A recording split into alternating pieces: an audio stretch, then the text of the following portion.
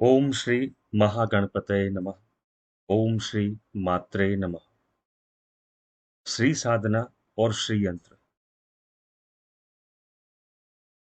प्रणाम मित्रों, मैं ऋषि पंड्या, ज्योतिष विशारद और श्री विद्या का उपासक गांधीनगर गुजरात से आपका हार्दिक स्वागत करता हूं।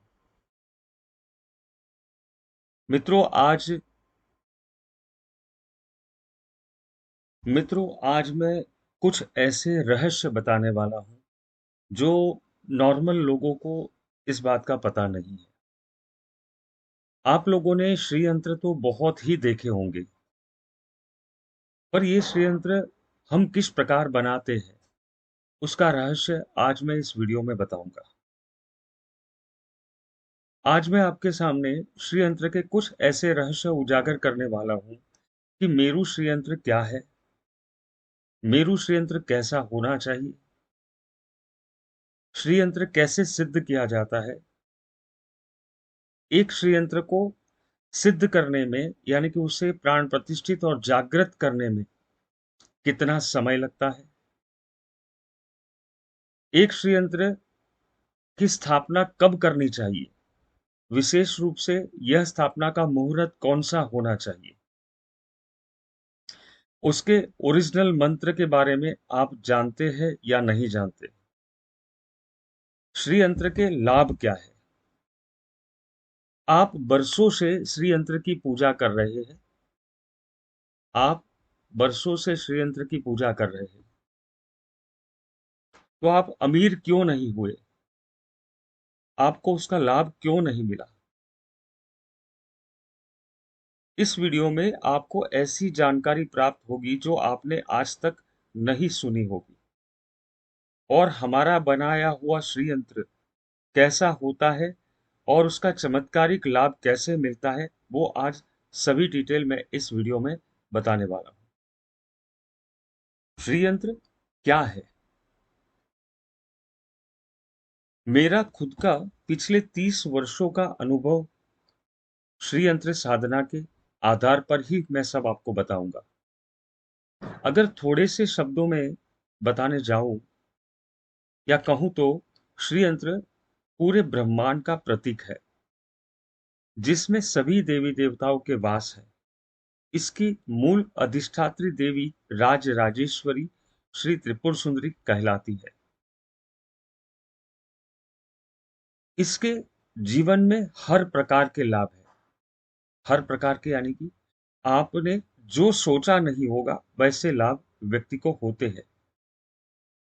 मान लीजिए आपको कोई भी परेशानी है, किसी भी प्रकार का किसी भी प्रकार की समस्या है, तो हर समस्या का समाधान ये श्री यंत्र है। हर सुख समृद्धि देने वाला ये श्री यंत्र है। अब कुछ ऐसी बातें जो बहुत जरूरी है। पहले तो श्री यंत्र को एक सही नापदंड से बनाया जाता है और बनाना पड़ता ही है। आजकल इसका केवल व्यापार ही हो गया है। 90% श्री यंत्र बिना नापदंड के ही पाए जाते हैं। विशेषकर इसे ऐसे ही किसी समय पर बनाए जाते हैं जैसे कि जो कंपनियां या जो फैक्ट्रियां श्री यंत्र मैन्युफैक्चर कर रही है, बना रही है, वो 24 घंटे उसका मैन्युफैक्चरिंग चालू रखते हैं या बनाने का काम चालू रखते हैं।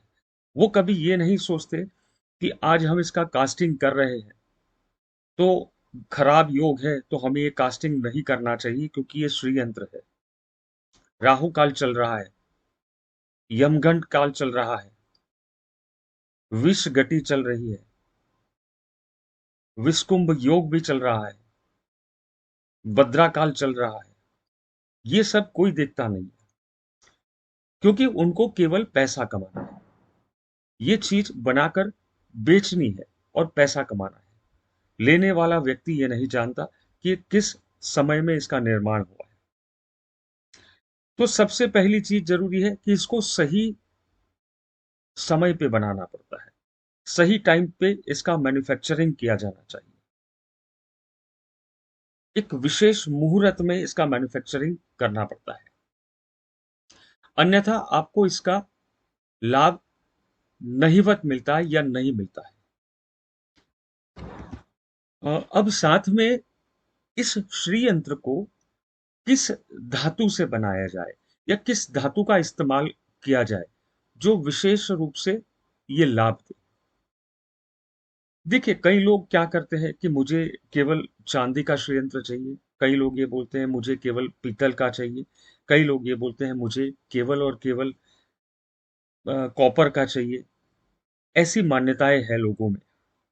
लेकिन मैं यहां पर एक चीज बता देना चाहूंगा कि ये पंच धातु से क्यों बनाया जाता है।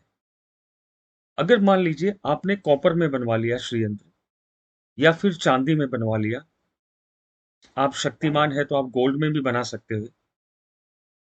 लेकिन अगर मान लीजिए कॉपर से जुड़ा जो तत्व है, जो ग्रह है, वो आपकी कुंडली में आपके नक्षत्रों के अनुसार अगर खराब है वो ग्रह, आपको ये बात पता नहीं है, तो आपको कॉपर का श्रीयंत्र लाभ बिल्कुल नहीं देगा, ऊपर से हानि दे सकता है।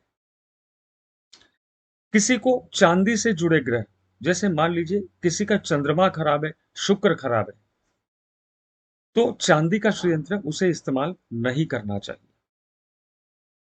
इसी प्रकार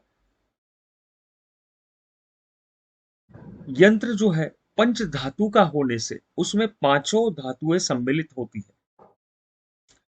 तो व्यक्ति का अगर मान लीजिए एक तत्व खराब है तो दूसरा तत्व वहां पर प्रॉपरली काम करेगा और वो दूसरा जो खराब तत्व है उसे बैलेंस करेगा। इसलिए हम लोग इस यंत्र को कैसे बनाते हैं, क्या धातुएं इसमें मिलाई जाती है। इसमें पहला तो बेस जो इसका मेटल रहता है, बेस मेटल पीतल यानी कि ब्रास रहता है। फिर उसमें कांसा मिलाया जाता है जिसे ब्रॉन्ज कहते हैं। फिर तांबा मिलाया जाता है जिसे कॉपर कहते हैं। फिर चांदी मिलाया जाता है जिसे सिल्वर कहते हैं। फिर उसके मध्य बिंदु के अंदर शुद्ध पारद को मिलाया जाता है जो लक्ष्मी की प्रिय मेटल है, पारद यानी मर्क्यूरी। और आखिर में यंत्र के ऊपर 24 कैरेट गोल्ड का लेयर चढ़ाया जाता है। अब ये श्री यंत्र सही रूप से तैयार होता है। देखिए, ये तैयार तो हुआ लेकिन हमें शुभ योग में इसे निर्माण करना पड़ता है। अब ये नॉर्मल श्रीयंत्र तैयार हो गया, श्रीयंत्र नॉर्मल तरीके से तैयार हो गया। अब इसे सिद्ध नहीं किया गया है अब तक। जब तक इसे प्राण प्रतिष्ठित, जागृत, संस्कारित नहीं करेंगे, इसके अंदर प्राण नहीं डालेंगे एक सही विधि से, तो यह श्रीयंत्र बेजान है, कोई लाभ नहीं देगा। अब दूसरी बात, इसे सिद्ध करने के लिए भी विशेष मुहूर्त होता है। कई लोग क्या है कि आज ज्योतिष होते हैं या कर्मकांडी ब्राह्मण होते हैं, मैं सबके लिए ये कथन नहीं दे रहा हूं, लेकिन कुछ लोग ऐसे होते हैं कि आज उन्हें श्री यंत्र का ऑर्डर मिला है किसी के लिए बनाने का, तब वो करेंगे क्या, चलो जल्दी से श्री यंत्र तैयार करके देख दो, दे दीजिए, वरना ये कस्टमर चला जाएगा, ये क्लाइंट चला जाएगा। लेकिन नहीं, ऐसा नहीं करना चाहिए, क्योंकि आप उसको श्री यंत्र तैयार करके देंगे और उसको लाभ नहीं होगा, बेनिफिट नहीं होगा, तो कोई मतलब नहीं है इस श्रीयंत्र का। सबसे बड़ी चीज श्रीयंत्र को तैयार करने के लिए, जब जब गोचर में चंद्र मंगल का दृष्टि योग बन रहा है, अंशादि योग बन रहा है, ऐसा कोई योग बन रहा है, उसी दिन शुक्र की नक्षत्र नाड़ी में इसकी प्रथम बार प्राण प्रतिष्ठा करनी चाहिए।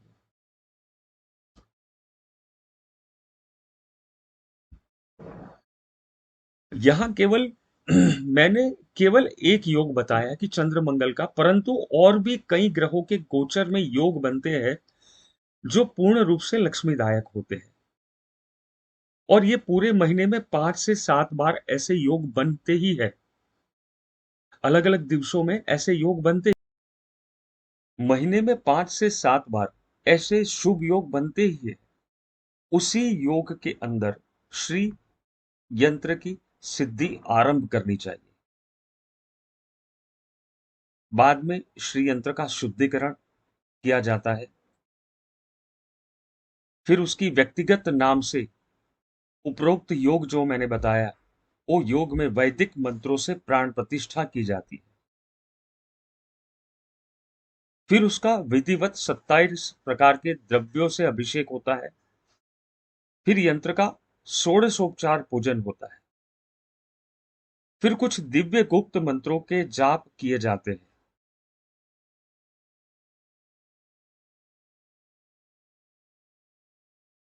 फिर कई प्रकार के अलग अलग पाठ स्तोत्र किए जाते हैं। कई प्रकार के अभिषेक किए जाते हैं। आखिर में इस पर दशांग हवन भी किया जाता है।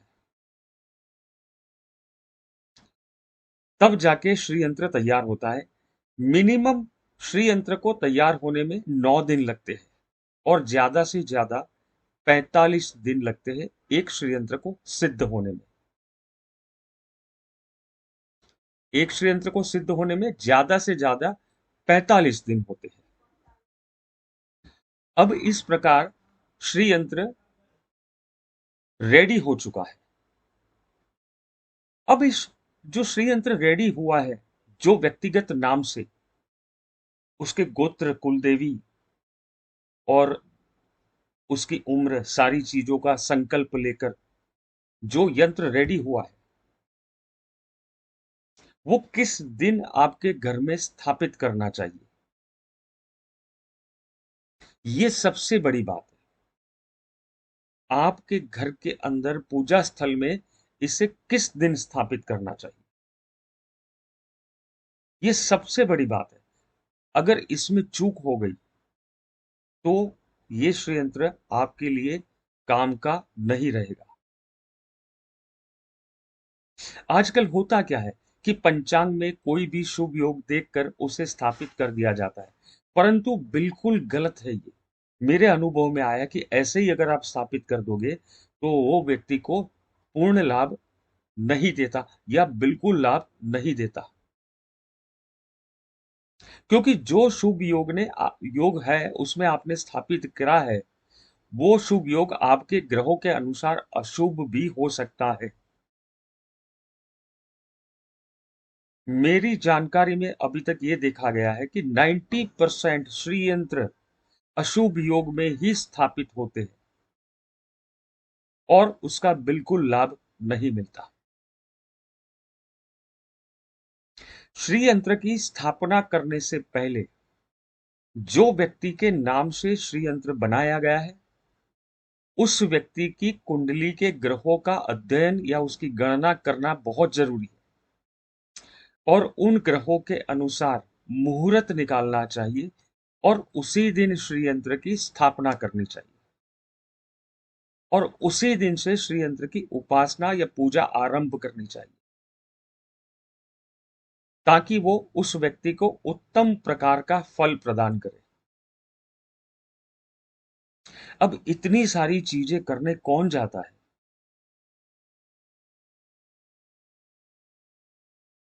सबसे बड़ा सवाल।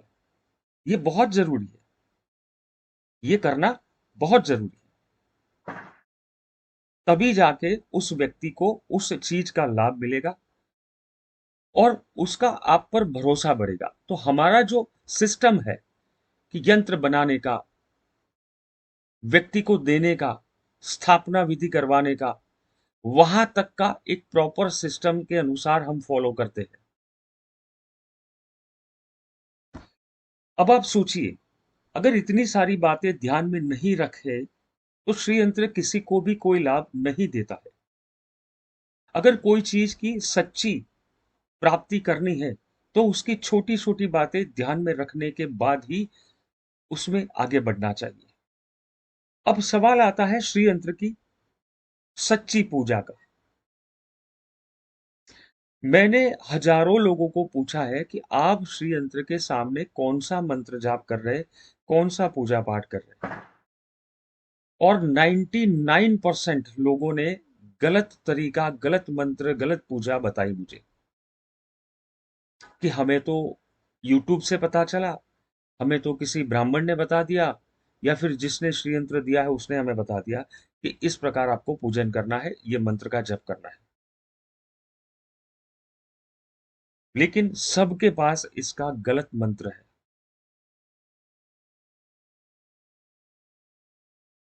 क्योंकि श्री यंत्र का जो मूल मंत्र है वो ऐसे ही किसी को नहीं दिया जाता, और ऐसे ही किसी के हाथ में लग जाएगा और इसने सिद्धि प्राप्त कर ली, गलत कामों में उसका गलत उपयोग किया, तो इस संसार में बड़ी परेशानी आ जाएगी। इसीलिए उस व्यक्ति को संकल्पित करके, दीक्षित करके ही वो मंत्र उसे देना चाहिए, अन्यथा उसे नहीं देना चाहिए। क्योंकि हमारे यहाँ जो दीक्षित करते हैं यंत्र को भी दीक्षित करते हैं और व्यक्ति को भी दीक्षित करते हैं। उसके फोटो के ऊपर एक उस मंत्र की दीक्षा प्रदान की जाती है यंत्र के साथ, और उसमें वो संकल्प ऐसा ही लिया जाता है कि वो व्यक्ति इस मंत्र से किसी का बुरा ना कर सके, वो केवल अपना अच्छा ही कर सकता है, जितना चाहे अच्छा करना चाहे वो कर सकता है, लेकिन किसी का बुरा गलती से भी ना कर सके, इस बात का हम बहुत ध्यान रखते हैं। मित्रों, मैंने कुछ चीजों आपको बताई, अगर आपको उचित लगता है, ठीक लगता है, तो आप हमारा व्हाट्सएप नंबर यहाँ पर दिखाई दे रहा है, वहां पर आप संपर्क करेंगे व्हाट्सएप पर, तो श्री यंत्र का फोटो जो हम बनाते हैं वो भी भेजा जाएगा, श्री यंत्र का मूल्य क्या है वो भी आपको बताया जाएगा, सारी फॉर्मेलिटीज जो है कि उसको बनाने के लिए कितना समय जाएगा, कैसे बनाया जाता है, सारी चीजें आपको उस पर बताई जाएगी। अगर आप इच्छा रखते हैं कि एक सच्चा श्री यंत्र, एक सही में, सही समय पर, सही नापदंड से बना हुआ, सही समय पर सिद्ध किया हुआ, सही मंत्र के साथ अगर आप श्री यंत्र प्राप्त करना चाहते हैं, तो आप तुरंत हमारा संपर्क करिए।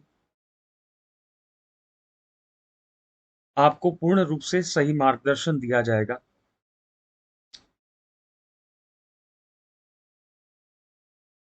आशा करता हूं मित्रों, आपने हमारा वीडियो शांति से देखा होगा, सुना होगा। अगर आपको अच्छा लगता है तो इसे लाइक या सब्सक्राइब जरूर करिएगा, और अच्छा लगता है ज्यादा तो अपने दोस्तों में, रिश्तेदारों में इस चीज को शेयर करिएगा, ताकि उनको सच्चाई का लाभ मिले।